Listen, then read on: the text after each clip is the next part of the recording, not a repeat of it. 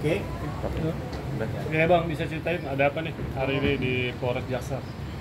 Kalau untuk kedatangan kita ke Polres Jaksel pada siang hari ini, kita mengecek proses laporan perkara dari Ibu Ade Ratnasari. Itu satu. Yang kedua, kita bersama klien kita di sini untuk memberikan keterangan terkait adanya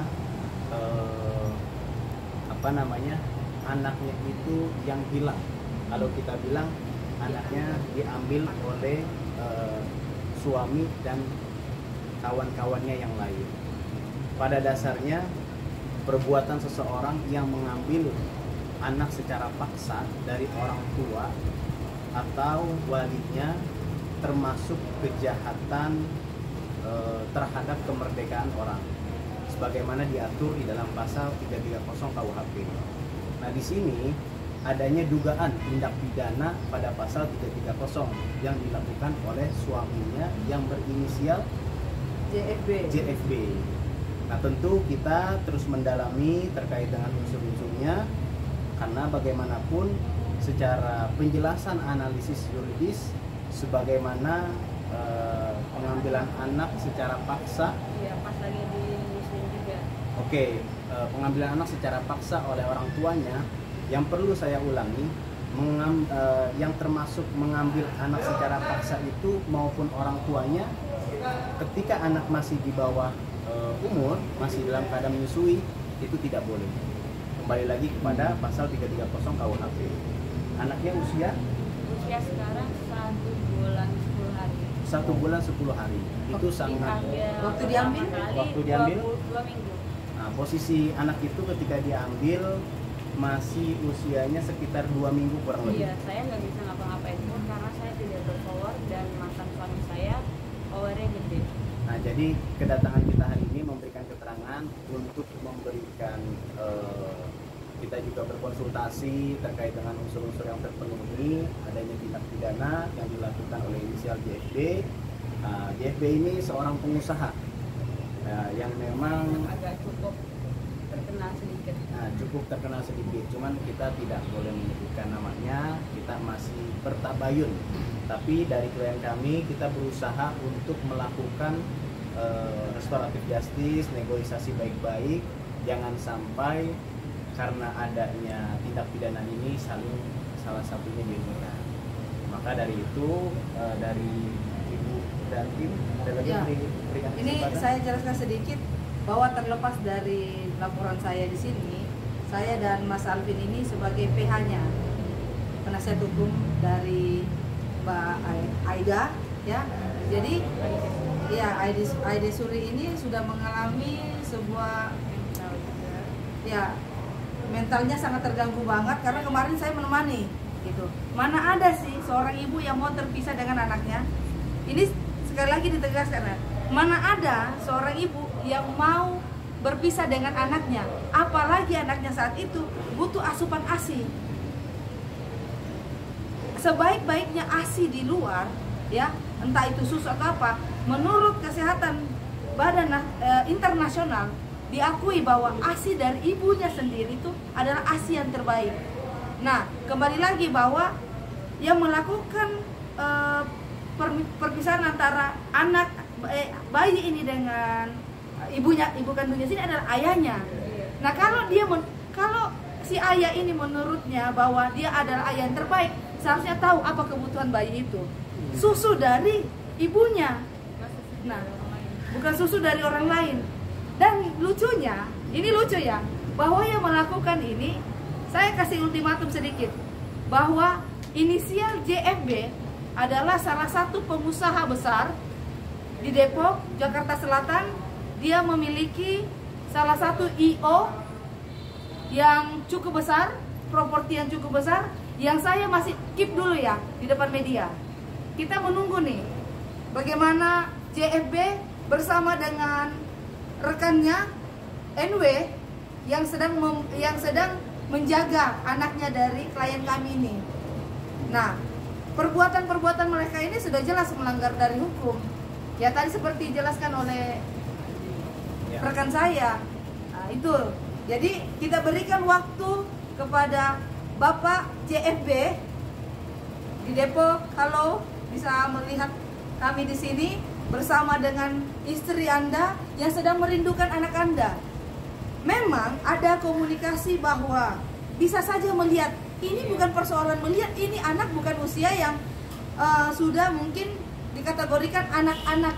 Ini masih bayi, masih menginginkan susu, Saya hanya ASI dari ya di saya gitu. Bukan di orang lain gitu.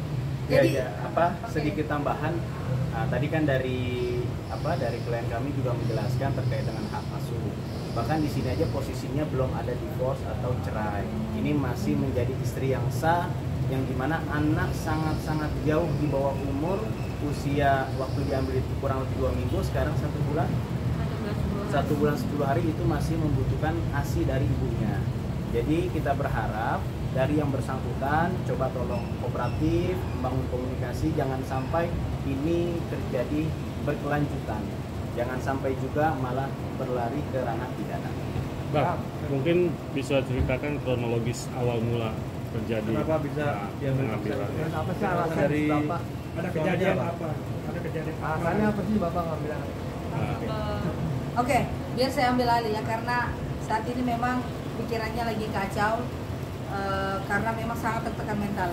Jadi awal mulanya memang saat itu ada cekcok antara si ayah dan klien kami ini, suami dan istri ini.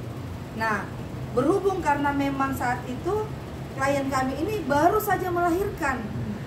Nah, Dan jadi saya juga ya, agak cuek sama saya. sangat cuek. Jadi sebelum proses melahirkan itu 7 bulan sebelum proses melahirkan tidak ditemenin ke rumah sakit.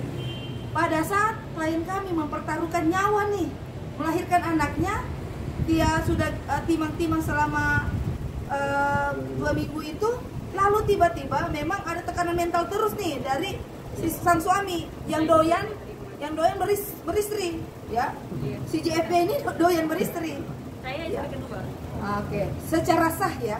Jadi ini Secara istri sah. kedua secara sah, bukan pelakor ya. Nah, itu perlu diketahui. Ini digarisbawahi bukan pelakor, ini istri sah dan istri pertamanya menyetujui. Jadi balik lagi, si JFB ini, si ayah ini doyan beristri, ngomong sama istrinya bahwa nanti akan ada atau sedang Padahal di awal pertama mau nikah kita ada perjanjian tidak boleh ada yang lain lagi, cukup 2. Oke. Tapi dilakuin pas saya hamil, pas saya lahiran 2 minggu. Mengingkari ya. mengingkari. Baru 2 minggu usia anaknya Mengingkari. dinyatakan lagi, saya mau menikah lagi. Dan saya nggak bisa ngapa-ngapain pun karena mantan suami ya jatuhnya. Iya, Masih suami atau masih suami dong, Iya. karena belum Belum cerai. Iya. Jadi apapun alasan dari sang suami, kalau untuk kebaikan anak, apalagi masa kategori bayi, tidak berhak sama sekali memisahkan ibu dengan bayinya, karena masih membutuhkan ASI. Jadi kepada Bapak JFB, pengusaha properti IO ya, yang cukup terkenal namanya, saya masih menjaga sekali ini untuk tidak di-spill. Jadi kita menunggu itikat baiknya. Serahkan bayi itu kepada klien kami. Ibu ini, klien kami ini ingin menyusui anaknya, rindu sama anaknya. Dan buat istri pertamanya, ya, inisialnya NW. NW ini istri WN ya. WN ini punya usaha juga yang cukup terbilang terkenal dalam bidang sosial ya. Saling berbagi apa, masa iya tidak mengerti masalah tentang hal ini? Keluarga suami saya juga namanya cukup baik, jadi saya nggak bisa nyebutin dia jahat atau gimana. Jadi saling Cuman ya menjaga. Saling menjaga aja, intinya privasi kepada dan- istrinya yang Mbak W ini, tolong sebagai seorang ibu kooperatif. Jangankan yang masih bayi, ibu mau nggak dipisahkan dengan anaknya yang udah besar? Belum tentu mau. Bagaimana dengan klien kami? Anaknya masih usia 2 minggu kalian bawa. Gitu. Dan juga kita akan melakukan koordinasi ke KPAI, Komisi Perlindungan Anak Indonesia, terkait dengan langkah-langkah agar kita juga tidak kesalahan. Nanti kita akan berkoordinasi dengan yang bersangkutan untuk lebih lanjutnya nanti akan diberikan update. Bang, ke Polres ini buat laporan atau apa bang? Kenapa? Ke Polres. Ke Polres ini kebetulan memang ada kawan kita juga. Lokusnya ini kan memang sebenarnya nggak di sini. Lokusnya itu adanya di Depok, di Jawa Barat. Jadi Gitu. informasi atau apa? Jadi ini karena memang kita ada kerabat, ada kawan, ya kita sharing-sharing lah. Gitu. Nah kebetulan ini juga klien saya sekaligus menanyakan progres perkembangan proses terkait dengan laporan polisinya di Polres Jakarta Selatan. Jadi perbuatannya sudah dilaporkan ke Polres Depok belum? Kenapa? Sudah dilaporkan ke Polres Depok. Kemungkinan setelah adanya preskon ini kita akan berangkat menuju ke Depok untuk melakukan upaya-upaya tindakan hukum ya. Tapi sih kita berharap bersama klien saya agar permasalahan ini selesai secara baik-baik. Ultimatum berapa hari? Kenapa? Ultimatumnya berapa hari? Ultimatum. Ultimatum nih dari Ibu Ade sendiri sebagai salah satu PH-nya, dikasihlah waktu 3 kali 24 jam, kan udah berbulan-bulan waktu yang diberikan. Nih keadaan bayi ini saya pikir secara pribadi ya, ini udah menangis-nangis mencari ibu kandungnya, naluri seorang bayi dan ibunya ini koneksi gitu loh. Jadi tolong Ibu WN ini sebagai seorang ibu, sebagai seorang wanita, tolong dimengerti dan kooperatif. Ini yang berhaklah klien kami yang menimbang, yang harus menyusui anaknya. Bukan hanya diberikan izin untuk melihat anaknya, menyusui lalu pergi. Klien kami bersedia kan untuk merawat anaknya? Bersedia. Bersedia sangat Gitu. karena itu anak saya. Jadi jangan lagi dibatasi haknya dia Ini untuk malah saya emang diambil anak saya. apalagi sudah mempertaruhkan nyawa loh saat melahirkan. Bukti udah semua ada Kak. Jadi seperti itu. 7 Jadi bulan juga saya tidak ditemani di rumah sakit. Ya. Udah seminggu saya keluar dari rumah sakit, saya kerja turun lapangan. 4 hari mau melahiran, saya bantu suami saya juga turun lapangan. Jadi saat melahirkan tidak didampingi suami. Didampingin. Jadi kembali lagi ke prinsip hukum. Cuman emang suaminya emang agak rada cuek juga gini, cuman ya saya nggak sanggup juga lagi. Dan dia apa namanya? selalu memberikan kata-kata yang membuat mentalnya dia menjadi rusak. Jadi kembali lagi. Nah, kembali lagi ke prinsip hukum bahwasanya kalau mengenai unsur-unsur pasal 330 di situ kan diatur ada ayat 1 dan ayat 2. Yang dimana memang ayat 1 ini pun juga masa tahanannya itu kurang lebih sekitaran 7 tahun. Dan ayat 2 ini menjelaskan belum cukup umur atau anak masih di bawah umur itu tuntutannya 9 tahun. Jadi kita akan terus berupaya ketika memang di dalam unsur-unsur itu terdapat 3 barang siapa dengan sengaja yang ketiganya itu mengambil secara paksa anak di bawah umur itu, nah itu diatur di dalam pasal tersebut. Pokoknya intinya kita terus berupaya melakukan penegakan hukum secara konstitusional. Semoga saja menemukan titik jalannya ya, dan anaknya segera kembali ke pangkuan ibu. Mbak, mungkin terakhir dari si kakaknya apa yang mau disampaikan seandainya mereka ngobrol? Ya, saya mau anak saya kembali, kita baik-baik, itu aja. Nggak ada yang lain.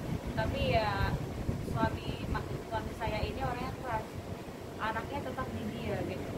Kemarin saya udah ketemu anggotanya dia, tapi dibilangin gini, tetap anak saya tetap di suami saya nggak terima gitu. Masa saya cuma bisa datangin ke rumah dia, saya liatin anak saya disusuin orang, kan gak etis ya. sangat Itu aja sudah salah. Gak etis Nggak banget. salah. Saya Nggak boleh. diapain? Saya nggak mau balik sama suami saya karena dia sudah ngelakuin perselingkuhan. Nah, inilah kita bahas bagaimana perasaan ibu-ibu di luar sana lah, para wanita ya, ketika punya anak tapi melihat anaknya disusui dengan orang lain. Itu saya nggak sangat Itu sangat perbuatan yang sangat kejam ya. Ini ada ibu kandungnya. Dan sekali lagi dibilang saya sampaikan bahwa ultimatum ini tidak main-main. Mau powernya seperti apa, kalau yang dinyatakan salah ya salah gitu. Dan kalau memang merasa bahwa saya benar, atau ayo kita buat dialog terbuka. Kita siapkan dialog terbuka, kita undang. Mau nggak, berani nggak di depan media gitu. Jangan